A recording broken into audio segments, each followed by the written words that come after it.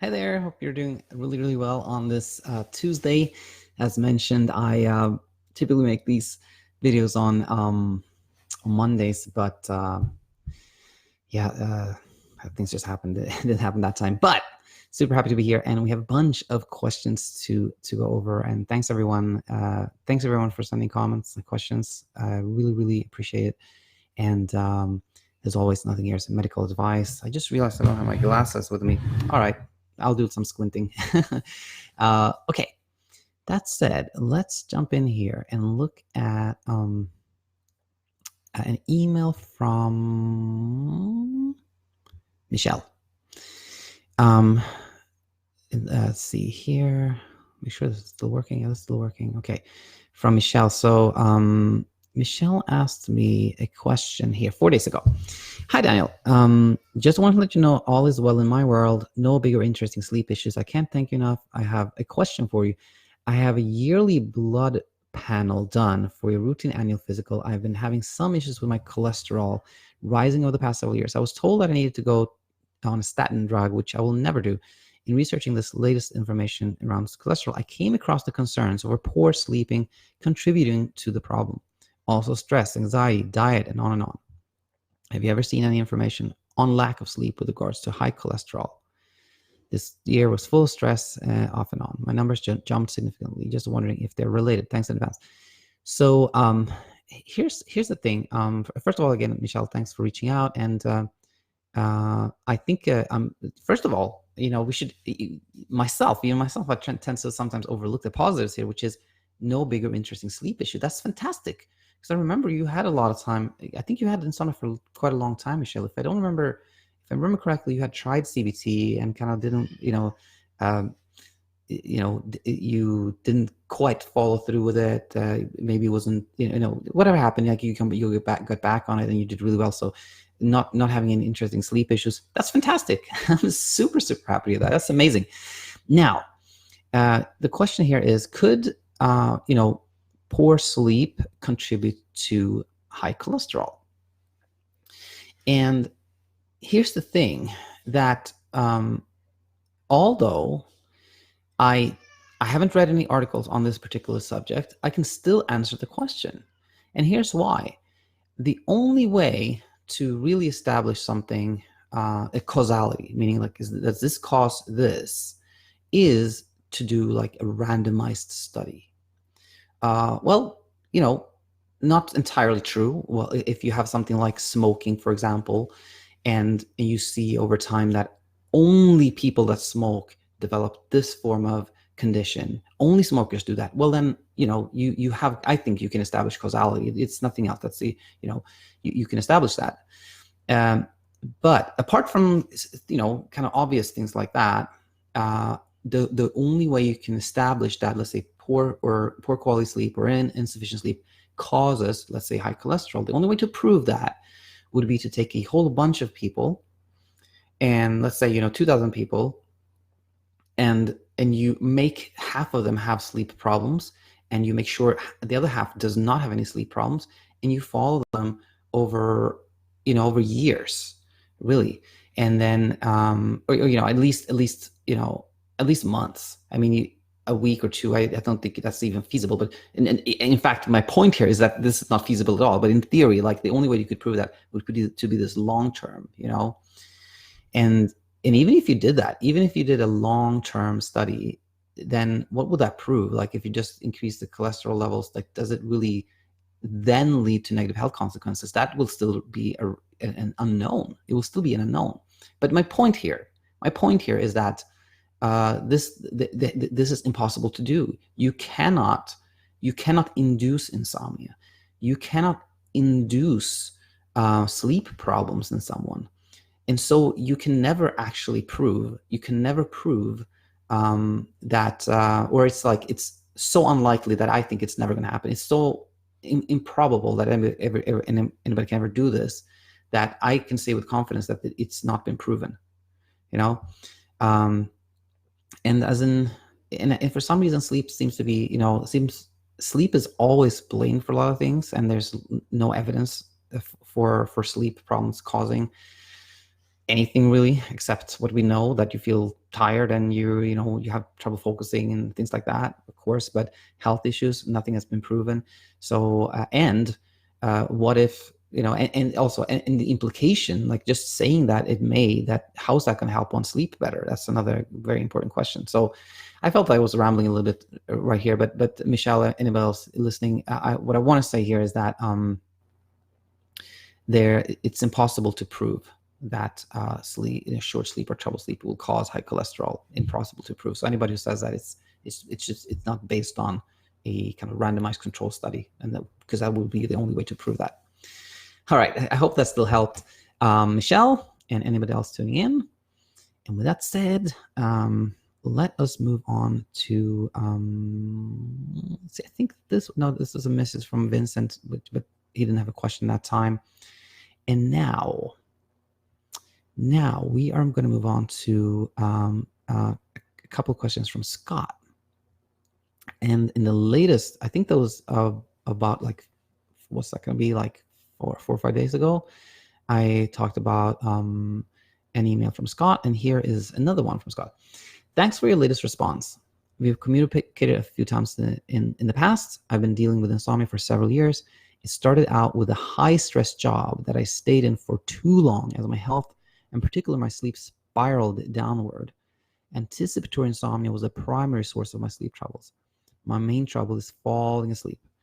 If I fall asleep, I almost always stay asleep close to my alarm time. I took sleeping pills for some time. They worked very poorly. I began CBT with a sleep physician a little over a year ago. I did see some improvements in my sleep, but I would still say I sleep quite poorly. I'm judging that by how I feel most days.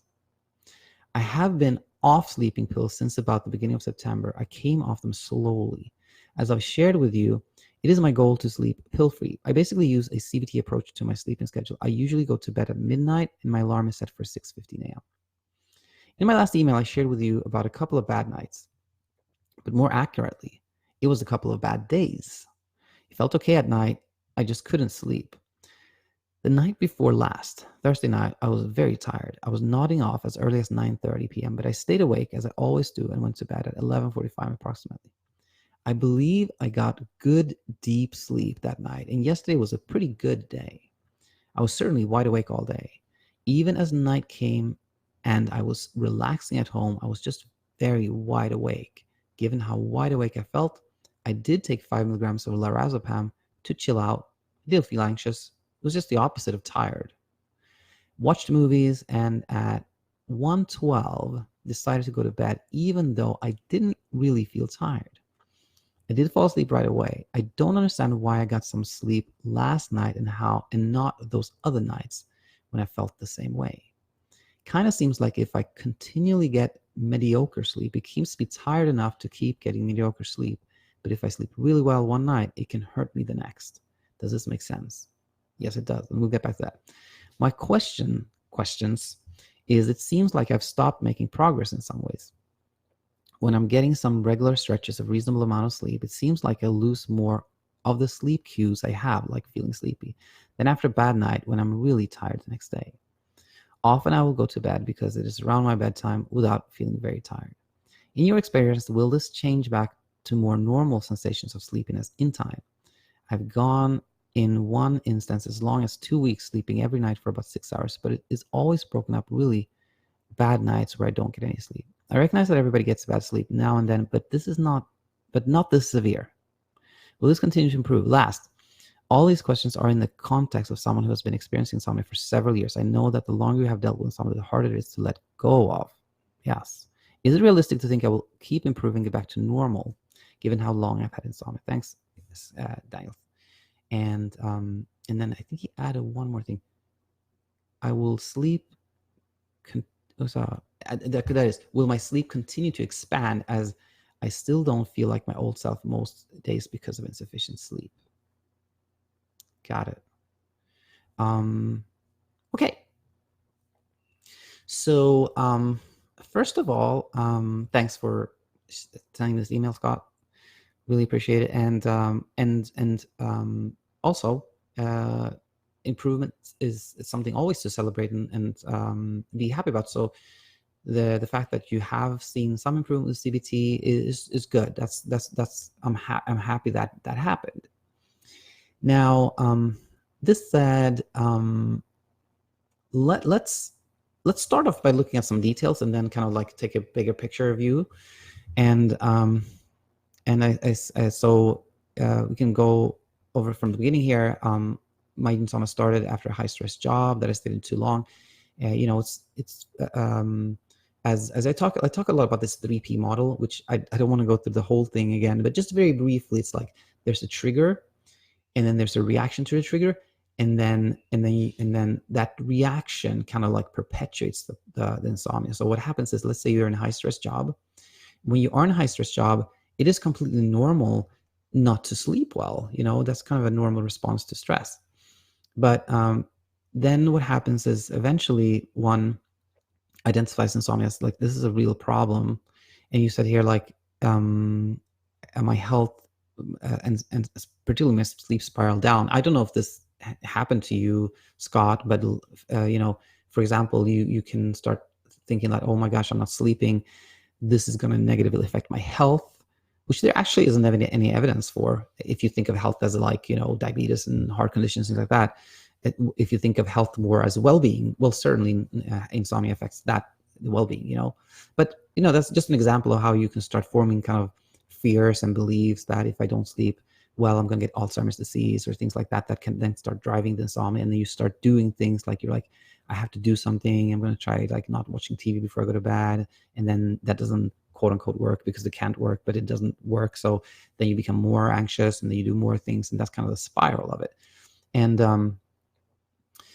the more entrenched this notion of like, I have trouble sleeping becomes, the more entrenched beliefs become that I have to do this or not do that to sleep and things like that, then yes, the longer it takes to get back to sleeping well again. So that was just a little comment on how it started. And I think it's always very important. I know many of you have heard me say this many times, but it's always important to think of yourself as having typical insomnia. Nothing unusual with it. It's kind of like typical. And that's why I brought this up again, this how it started, etc. is very typical. Now, you said that like you have mainly trouble falling asleep initially, but once you fall asleep, you sleep through the night, which is, you know, I think that's encouraging. It's you know, less, you know, maybe less of a problem than somebody who has like, whose sleep is like completely chaotic. Like it's like sometimes it's all the way here, sometimes all the way there. So I think that's encouraging. Then I took sleeping pills for some. They worked very poorly. As I point out a lot of times, like they don't work in a sense that they don't produce sleep. They can help, quote unquote, work by kind of reducing anxiety, then let your body allow you to sleep. And so I feel like, to be honest with you, like when somebody says like medication didn't really work for me, I'm like, I think you dodged a bullet there, because when people get that belief that medications actually make them sleep, that puts them a step away from sleeping well again. Okay, now here's an important one. I did see some improvements with CBT. I still slept poorly. I'm judging that by how I feel most days. Now, I very often point out that it's good to judge how you sleep by how you feel during the day. I think that's the best way, as opposed to kind of judging by how much you slept. Meaning, some people go like, okay, kind of check the clock in the morning. It's like, oh, I got 6 hours. Yes, you know, that's good. Or like, oh man, I only got 4. It doesn't matter how many hours you slept. It doesn't matter as long as you feel good, right? So that's why it's really good to focus on how you feel during the day. And if you feel good during the day, then it doesn't matter how many hours you clocked in, so to speak. Now, on the flip side of that, if you're not feeling well during the day, if you're not feeling rested, if you're feeling tired, then that is important to think about the reason why. And sleep certainly has a lot to do with how we feel during the day. But one important question anyway, is to what extent? Let's say you feel tired during the day. Well, to what percentage is that due to you having like broken up sleep, let's say. Could it be 100%? That's very unlikely. And that's why I talked about this exercise in a couple of episodes ago, where I think it's really helpful to, now it's a little tricky because you kind of know what the exercise is about, but just imagining it is also helpful. Like imagine that at the end of the day, you would kind of keep a diary of how you feel that day and why you felt like that. And I bet if you did that, you would find that this day I felt pretty good because a friend called me and I was really happy. Or this day I felt, very tired, and it was because I had to do this thing at work that I really didn't look forward to, etc. So my point is that I don't think sleep is almost never 100% of determining to 100% how you feel during the day. And so it's really good to like start exploring that. Like, is 25% of how I sleep, or is it 30%? And what are the other things? What other things affect how I sleep? Because those other things may be more easily modifiable. When one has trouble sleeping, like it's easy to get to a point where you kind of really focus on sleep and you feel like, if I just slept better, I would feel so much better. And you can even get to what some people put sleep on a pedestal. Like some people feel like if I just slept better or more, then I would be doing better at work, my skin tone would be better, I would feel more refreshed, I'd be happier, I would have more friends, etc., etc. If you're doing that or kind of have that tendency towards putting sleep on a pedestal, it's really important to question that, because the more emphasis you place on sleep, the more you kind of try to get that sleep, like the harder it becomes to do that. So I think it's really important to question, like, okay, Judge, I don't feel well, but is it, like, to what extent is it due to sleep? And I hope it's obvious to everyone that I do this because I want you to sleep amazing. All right. And here, I think it's a good point. I want you to sleep amazing, but I know that the more you focus on sleep, the more you kind of try to focus on sleep, the harder it gets, all right. So we talked about the CBT. Oh, here. I basically use a CBT approach to my sleeping schedule. I usually go to bed at midnight and my alarm is set for 6:50 a.m.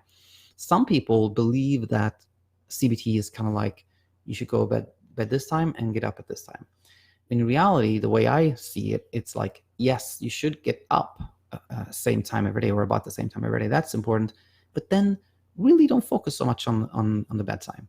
I think when people decide, like, I am going to go to bed the same time every night, it leads to kind of like, checking the time and knowing what time it is and calculating, etc. It's much better to have that fixed wake up time and then just go to bed whenever you feel sleepy. And I think you mentioned that you do that, but I think it's even just moving away from having a certain bedtime is good. One technique that I like a lot is, and by the way, when I say techniques, those are things that to help when you're trying to like working on your insomnia. But the goal, of course, is not to have any techniques at all, just be like, quote unquote normal. But anyway, that technique is to say, okay, instead of saying I usually go to bed at, let's say instead of saying I've decided to go to bed at midnight, then say, okay, after 10 p.m. I'm just not going to check the time. I'm going to make a point of not knowing what time it is and just go by how I feel. That's another way of like starting to shift attention away from, how much you've slept, how many hours you slept, etc. Okay, that could be really helpful. Now, in my last email, I shared with you a couple of bad nights. It was actually a couple of bad days. I felt at night, but I just couldn't sleep. Now, this is important. This was important because, I felt okay at night, but I just couldn't sleep. Okay, so you're actually not labeling those as bad nights. It was just like short sleep nights, but then you didn't feel well. Okay, I thought there was another point to make here, but not really. It's kind of the same point as before. The question is, was it that you didn't sleep much at night that caused you to have those bad days, or was it something different? And we'll get back to that in a second. The night before last, I was very tired. I was nodding off early. I stayed awake. I believe I got good sleep. And yes, it was a pretty good day. So I think what happened there was some catch up. You had gone through a stretch of sleeping short, and then you built a sleep drive. Your kind of body needed to sleep, and then you slept more and probably deeper. It was kind of like recovery sleep. And so when that happens, it's always good to know that that may have been recovery sleep, and that you may have actually felt like extra good that day, and not in question if that is normal. Meaning, sometimes people are like, every 2 weeks I get like 8 hours of sleep and I feel great. That's what I want every night. Well, no, that's recovery sleep. It's not realistic to sleep like that and feel like that on a day-to-day basis. So maybe this was a little bit of recovery sleep here, and also you felt a little bit better than normal during the day. And then the following day, I was just relaxing. I was just wide awake. And here you said, I did take 5 milligrams of lorazepam to chill out. I didn't feel anxious. It was just the opposite of tired.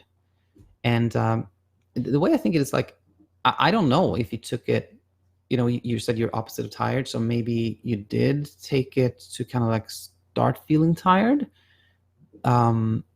But it sounds to me that if you didn't have the sleep drive, maybe, you were actually not, your body wasn't ready to sleep, or you might have been a little bit more you may have been hyper aroused. Like, you may have not felt anxious, but maybe you were a little bit like, what's going to happen tonight? Maybe I'm going to sleep, maybe I'm not going to sleep. That hyper arousal may have been there.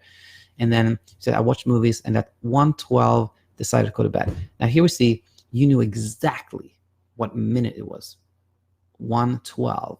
Which sends that signal to me that you are clock watching, like you are keeping track of how much you're sleeping, what time you go to bed, what time you get up, etc., which is completely understandable, because insomnia is, something that let's say your brain has identified as a threat, a problem, something that has to be dealt with, and we tend to want to try to control it. We tend to want to know, like, how much did I sleep? What time did I go to bed? What time did I get much? Like, what's the trend? Is it improving? Is it improving? But the problem with that is, like, that attention that brings, the thinking about it, the trying to figure it out, the trying to tweak it, trying to change it, that in itself is such a driver in insomnia. So trying to not know what time it is, really, really helpful. Now, I did fall asleep right away. Here's that. Even though I didn't feel really tired, I did fall asleep right away. Okay. I don't understand why I got some sleep last night and not those other nights when I feel the same way. Got it. Exactly. And this is another good important point here, is like, there is a reason for it, for sure. But the reason, it's very simple. It's either, sleep is very simple. You get the gas, which is like your sleep drive, your need to sleep, your sleepiness. And then you have like the break, which is like hyperarousal. And so if you're really, really sleepy and you're not hyper aroused, you are going to sleep. But if you have like both, maybe you're sleepy and you're hyper aroused, you may or may not sleep, etc. So why didn't that happen? Well, either you or what, let's say I felt like the other nights, but other nights that don't happen. Well, either it's like that night you might have had let's see, so I say this correctly. Where was it? I don't understand why I guess I got some sleep last night and not those other nights when I felt the same way. It's either like that night you either had more sleep drive, you were for some reason more sleepy, or you had less of a break, less of a hyperarousal.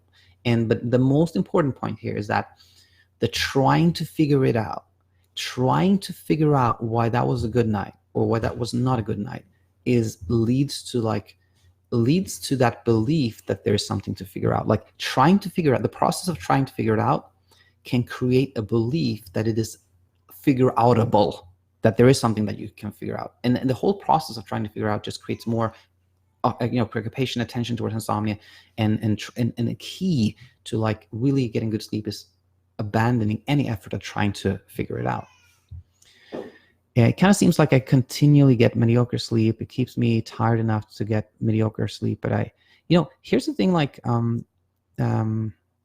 does this make sense? It certainly makes sense. It's like you sleep so-so, you feel so-so during the day. You sleep so-so, as opposed to, feeling really awake and alert during the day. And then you kind of like, sleep at night, and then you feel like you have good sleep. So that's of course what you want.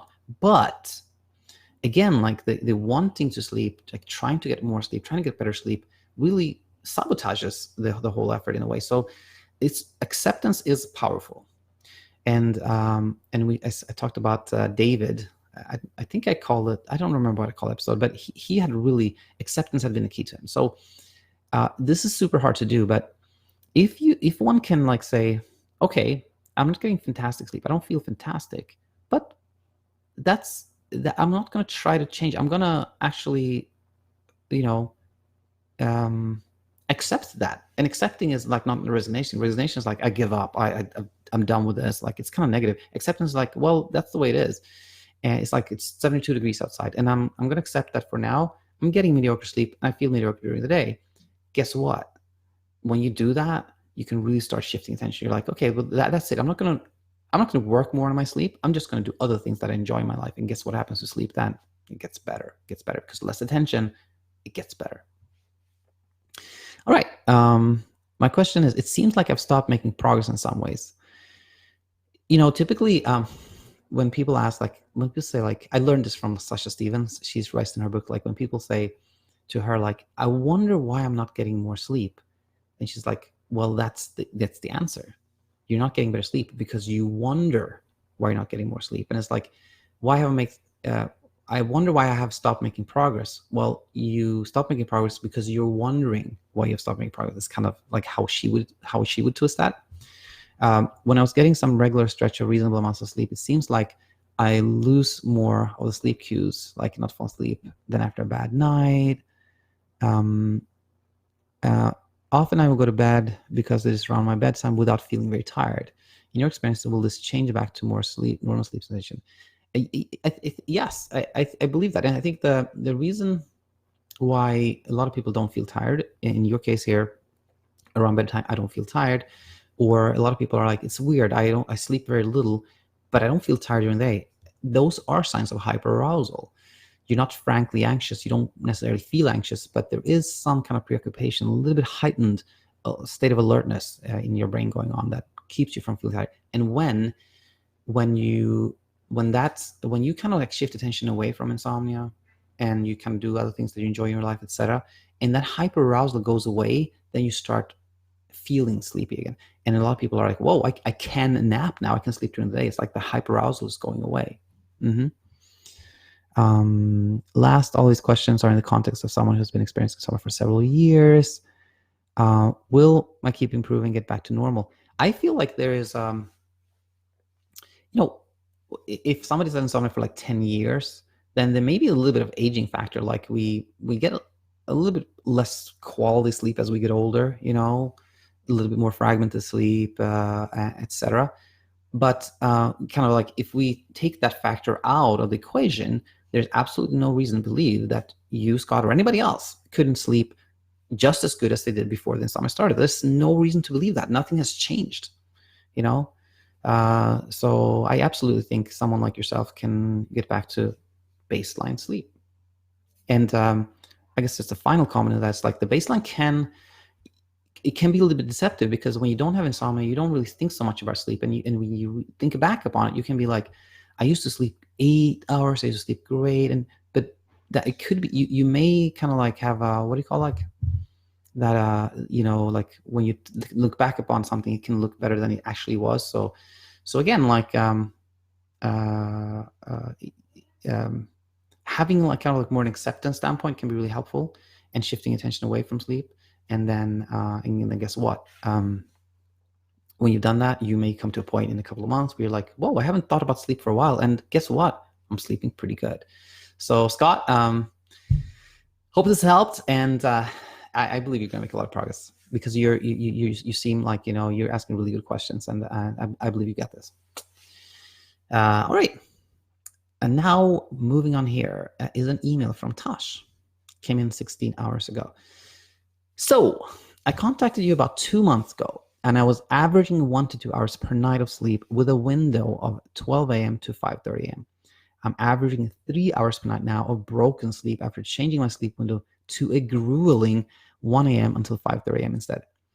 Is it odd to be so tired, have such a small sleep window, sleep 1 hour, wake up and sit up and read 50 minutes until sleepy, lay back down and sleep for 2 hours, and that's it?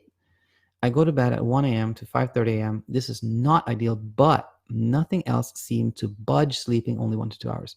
I still have not filled my sleep window, and I can't go to bed 15 minutes earlier, etc. until I do. It's just horrible. I am relaxed. I don't feel anxious. I just don't get why it's not consolidating. I'm feeling a bit over it. Seriously, most nights I find myself going to bed, sleep easily, but never sleep more than 3 hours. And about 2 times a week, I randomly really struggle to go to sleep and lay there awake for absolutely no reason, even though I have been dozing off just prior. How can this still be happening? Question mark, question mark. I sit up in bed and read for 50 minutes, and then I often do go back to sleep, but it's fairly tormenting to have to stay up so late for very little sleep. I've been on sleep restriction for 10 weeks. It feels like it's going to take me a year just to go to bed 50 minutes earlier. What are your thoughts on all this? Firstly, Tash, thanks for emailing me. Thanks for these questions. And reading this, like kind of the big picture here, reading this message is you get a sense that you, Tash, is that you're frustrated, of course, that you are, but also that you are very, like, you're very conscious of how much you sleep. You're very conscious of like your sleep window, what times there are, etc. And I believe in CBT, absolutely. And I believe the first step for everyone is to spend less time in bed. I think that's super important. But you cannot. But anything you approach with the goal of kind of like reaching a certain amount of sleep will become a sleep effort. If you are, let's say, saying, okay, I'm going to spend less time in bed because I want to sleep more, then spending less time in bed is going to lead to clock watching, kind of self-monitoring. How much did I really sleep? Did it work? Did it not work? Should I do this? Should I do that? So even CBT can become a sleep effort. It can become something we do to produce more sleep, which always backfires. So I think my thoughts here are like, it is, when you start working on a CBT, I think it is important to kind of learn, why do I have insomnia? Why does it happen? And understand that there's nothing unusual about me, nothing strange. And like what I hear here, Tash, is very, very common, very common. And now, once one at the point when one has learned that, okay, this is typical insomnia, there's nothing strange or unusual about it. It's just that my brain is like, identifying insomnia or sleeplessness as a threat. It's trying to solve it. In the process of trying to solve it, it's creating more stress, more anxiety, more insomnia, et cetera, et cetera. Once you've understood that and you start deciding, like, I'm going to spend less time in bed, then the next step, which is for a lot of people, harder step, is to start shifting attention away from sleep. Just set it and forget it and say, like, okay, I'm going to get up at 5:30 a.m. I'm going to stop checking the time at, let's say, 11 p.m. and just go by how I feel. And I'm going to make a conscious effort of not knowing what time it is. I'm going to try to not calculate how much I sleep. And I'm going to focus on just doing things I enjoy. Just doing things that's far, far away from sleep, that have nothing to do with sleep. And a lot of people are like, well, I'm so tired. And I get that. I just came up with this analogy that I'm going to make an episode about, that I'm going to call like the two samurais or something like that, where if you imagine, like, there's these two samurais that are like in swords, fighting with swords and whatnot. If you kind of like ask them as they're fighting, like, are you tired? They'd probably be, no, I'm not tired. Because they're fighting, adrenaline is pumping, they're in it. But if you ask them a few hours later or the day after, then they probably like, yeah, now I feel tired. And I believe that the fatigue is not, I believe that, yes, the short sleep has something to do with it, but the fighting, the struggling, the trying, the thinking, that produces even more fatigue, So one has to leave the battle, leave the fight, in order to feel better. And now, once one does that, though, initially when you start like backing away from the fight, you will actually initially feel more fatigue because that adrenaline is not pumping around as much, So becoming more practical here, even if you feel like really tired during the day, maybe having small goals, like, today I'm going to do this one thing, and I'm going to really try to enjoy it and do something I look forward to. And that can become like, when you do that, you can be like, oh, I was able to do that. Now I'm getting confidence. Now I'm going to do the next thing, etc., etc. So I hope these thoughts were helpful to you, Tash. And I can see that you're struggling a lot, but think about what I said and think about how it applies to you. And I believe you can make a lot of progress. Okay. Now, Joanna, actually, I felt like it was a longer time before I got the email, but it was 2 days ago. And so let's read this. Hi, Daniel. Just watched a YouTube interview with you, which was great. I've been doing CBTI for 6 weeks and seeing tiny progress. I'm now sleeping about 6 hours a night, very up and down, up from about 5.5 at the beginning. I haven't had trouble sleeping for 40 years and do believe CBTI can help. My problem is, even on the odd night, I have slept 6.5 hours. I'm chronically sleepy throughout the day. Number of hours slept doesn't matter, but so sleepy all day, unsafe to drive, it's causing me concern. I do not have sleep apnea. Could weeks of sleep deprivation cause this constant sleepiness? Is it normal? Prior to beginning this, I had never been this sleepy where I can fall asleep in a car, reading, meditating. This is not new for me. I'm doing this with a sleep doctor, but he only really talks about sleep restriction. But myself, I had applied stimulus control and had been working on my thinking. Joe, this may sound surprising. And by the way, obviously, if you feel it's unsafe to drive, you have to not drive, of course. But that said, I'm really encouraged. And I say that because when somebody starts telling me that I'm starting to feel sleepy during the day, I know that the hyperarousal is lifting.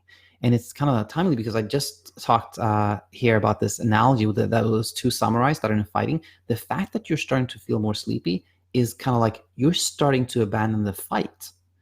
Your adrenaline levels are kind of coming down. You're kind of like stepping away from the struggle, which is amazing. That's really, really, really good. And I talked about this before, that there's kind of like a three steps in kind of like getting past insomnia. The first step is like starting to worry less, knowing that short sleep insomnia has no health consequences, knowing that there's nothing unusual, nothing's wrong, nothing's wrong with me. It's just that I've developed kind of this learned behavior thought pattern, like etc. Nothing's wrong with me. And then when people start to like worry less, that's super encouraging to me. That is the first step. And actually feeling more sleepy is kind of, to me, it's part of that first step of worrying less.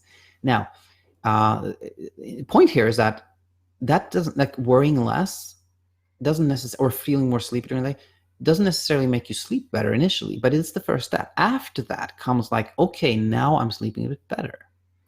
And the final step, in fact, is the fatigue lifting, because the hyperarousal takes a long time to go away. And as the hyperarousal goes away, you feel really tired, sleepy, etc.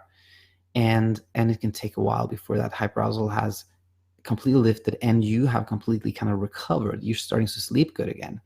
So it can take a lot of time, but it sounds great. Now, one thing I'm noticing here is, again, very aware of how much you're sleeping. I believe that it is super important that the goal is not to sleep a certain amount of time and to completely shift away from that. I do think that when I start working with some people, I'm like, just for the simplicity of it, I say, like, don't go to bed before this time and get up this time. And I think that's a good start. But then what I like, after, a few weeks or something like that, then I think it's good to start kind of moving away from that. Still having a fixed wake up time, but like not knowing what time it is, just going to bed and not monitoring sleep, etc., is really good. So I think you ask, could weeks of sleep deprivation cause this constant sleepiness? Yes and no, meaning, like, I think you are, like, people with insomnia tend to be to somewhat sleep deprived, but sleep deprivation really comes more from like somebody that's like has 5 jobs and 14 kids. Now I'm exaggerating, but somebody who's so busy that they just don't have enough time to sleep. They're sleep deprived. People that are sleep deprived typically has no problem sleeping at all, night or day. They can sleep at any time and a lot. Insomnia is more like I just can't sleep, and to some degree, yes, if you have insomnia, you're sleeping less than you typically would, uh, but but so you are sleep deprived, but it's kind of masked again by the hyperarousal. So I think it's more that the hyperarousal is going down than that that you have like huge amounts of sleep that are the reason you're feeling sleepy during the day. But anyway, yeah, Joanna, like, well done, 40 years, and you're believing CBD can help. That is amazing. That is amazing. I'm so happy to read that. Keep it up, and stay in touch. Cool. And those were the emails. Now, let's move on to our YouTube channel here and read some comments. I think the first one we were going to talk about was this one. Yeah.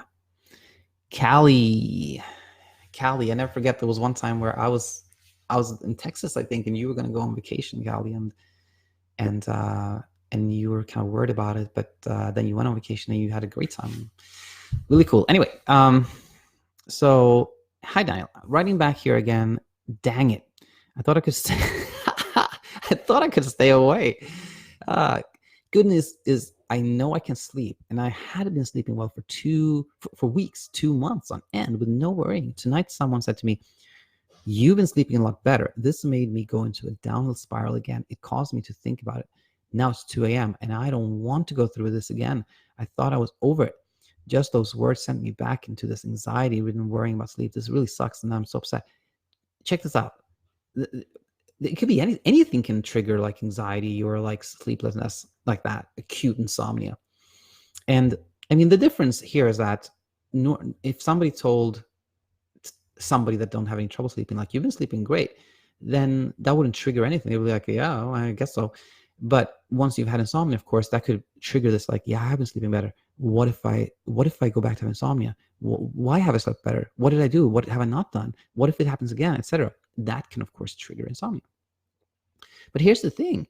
The good news is you slept good for 2 months. That's amazing. That's awesome. That's the news. That's what we should be like focusing on. And now, of course, you can be like, but when they told me that, that's what triggered something. Yeah, sure, that happened, but it's great. Like, you can sleep. There's nothing wrong with you. You've proven that beyond any doubt. And here's the thing. When something kicks this like acute insomnia, and again, like what's happening now, then we want to react. Like you did. You wrote me. And I'm hopeful your reaction will lead to like less reaction now. I mean, because I'm going to say, don't do anything. Like, you had a night of little sleep. Everyone has that. If you just don't react to it, if you just like go back to doing exactly what you were doing before, like if you're feeling tired today, then try to ignore it. Treat this as a hiccup. Don't change anything. Don't be tempted to like tweak things or change things or anything like that. Just try to treat it like a hiccup. And then you go back to sleeping great again. Yep. Okay. Callie, thanks so much for that comment. Oh no, what happened here? I got logged out and trying to log back in. And because we had one more thing to talk about here, one more comment. This is from COC Master. And let's see here. COC Master, and by the way, did say I'm a teenager. So, it's super important to talk to your parents or whoever is your caregiver about anything. If you're at all worried about your health, talk to whoever whoever is responsible for you. So this is just like a general reply to anyone that has the type of things you're describing here, but let's go over this. So this is a comment on episode 46. Thanks for sharing this. I'm really afraid. It's been 3 months now. I used to sleep fine before. Now I have sleep difficulties and I have vivid dreams and I wake up in between nights, but I don't do any movement while I'm asleep, don't have any symptoms, but I feel tired. How do I stop worrying and focus on my work? Please, I went to doctor, but he's told me it's anxiety. But this fear does not go away from my head. I'm searching on Google. I think about it all the time. And then I replied, just a short reply there. Okay, and it says, I'm 17 years old. I read from Google about sporadic fatal insomnia. I get very worried. I'm an overthinker. I'm already 3 months fearing about it. So I started to hear this. And then I felt there was somewhere where COC Master said that he had some exams or something like that. Maybe here?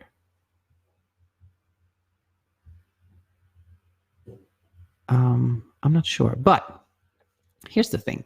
Like, when we have trouble sleeping, that happens because like part of our brain identifies this as a threat. This is a problem. You got to solve it. And the brain goes into this direction of being like, what can this be? And in a way, kind of wants to identify like the worst case scenario, because you want to be like prepared. I have to be prepared for the worst case scenario. And the worst case scenario you can find is these fatal insomnias, which aren't even insomnias. They're like neurodegenerative diseases that I've talked a lot about. But the point is that if there's something one is worried about, well, guess what? That is such a strong proof. I mean, that means that you already know why you have insomnia. Like, fear, anxiety, stress is so common, so commonly causing insomnia.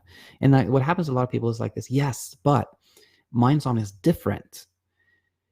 Well, guess what? Like, a key step towards getting better sleep is to realize that actually my insomnia is very similar to other people's insomnia. When you think it's different, then you go into this direction of finding like the most extreme thing that could be causing it. Whereas if you think like I have common insomnia just like everybody else, that really helps.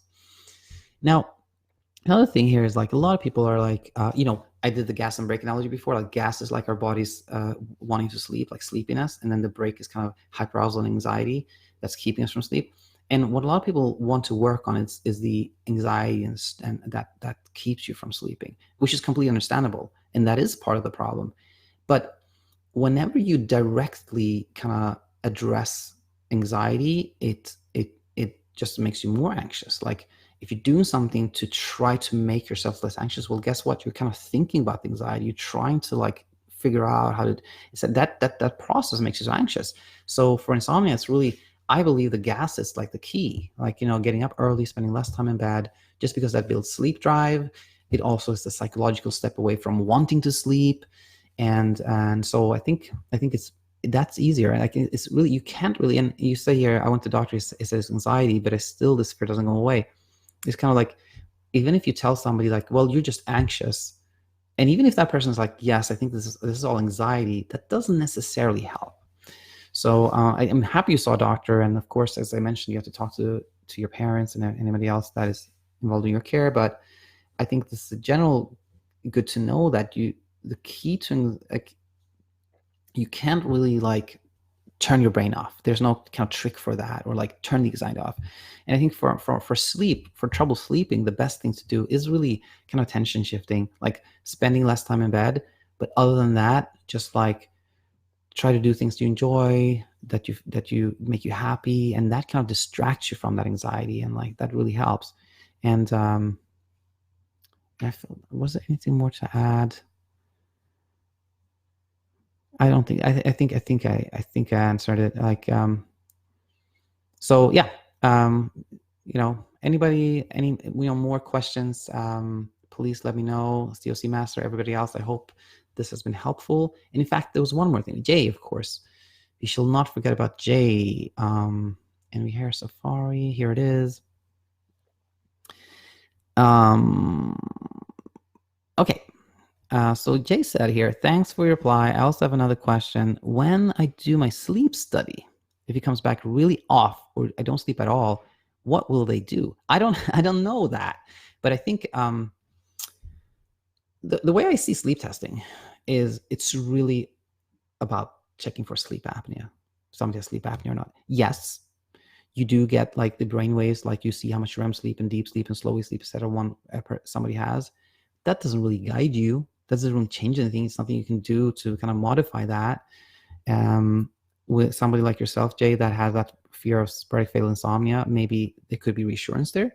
Maybe if you slept if they tell you, well, you actually slept 4 hours, and you were like, I thought I only slept 2, that could be maybe some reassurance there. If you don't sleep at all, well, then that doesn't really help that much. So I don't know what they will do, but I hope those, just sharing those thoughts helped. And then I think Jay said also, hi Daniel, I know you said you were going to comment tomorrow. I'm also wondering if you could add, I asked before, but I just found on the site how people with fatal insomnia only get REM sleep, no deep sleep. Also, I don't know if you heard of hypnagogia. It's like a vivid daydreaming while you sleep. Thank you. I'm 100% sure I'm only getting REM sleep, no deep sleep. That it's hard to know that. I think you believe that because you're getting so much kind of vivid dreams, and vivid dreams typically, in my thinking, is mostly like when we have fragmented sleep, when we kind of wake up a lot, we remember every single dream we have. But the wider point here is like, and by the way, this is something I want to talk about more in another separate, like those Insomnia Insight episodes, is threat monitoring. And I actually read this in this book, which I found the first chapter really good, and then kind of when he gets into like how to treat using this metacognitive therapy, it's like, oh, that gets a little complicated. I don't know that that's actually the best way to treat. But anyway, what I learned from this book that I thought is really applicable here is that I've often wondered, like, why is it that all these people I interact with that have trouble sleeping tend to always like go online and read stuff, read articles, and like find things. And I realized that's called threat monitoring. It's called threat monitoring. What happens is when our brain has decided that, okay, let's use this example. Let's say, you are probably going to encounter a bear, a fierce bear that's going to like want to destroy you. Then it makes total sense to read up on bears. How do they move? Like, what are they afraid of? How can I prepare myself for like facing the bear? Makes perfect sense. But when the threat is internal, when the threat that our brain has identified is sleeplessness, and the fear of the sleeplessness is actually producing more of it, then threat monitoring is not helpful. The threat is sleeplessness, and people go online and go like, okay, what could it be? What should I do? Kind of like preparing for sleeplessness, like, making sure they're kind of like have the tools to face it but it doesn't make any sense because it's that behavior that is feeding it, So I think a sleep detox is super important, like trying not to figure it out, not to read about it, because that just brings more confusion and less sleep. So Jay, I hope that helped. And everyone else that has sent me questions, I really, really appreciate it. And I will be back I'll be back with more just in a second here, I think. Somebody asked me about like menopause and sleep, and I promised I would read up and make a video on that, which I have done. So I'll post that very shortly. All right. Very nice having you back here, and thanks again. Talk to you soon. Bye-bye.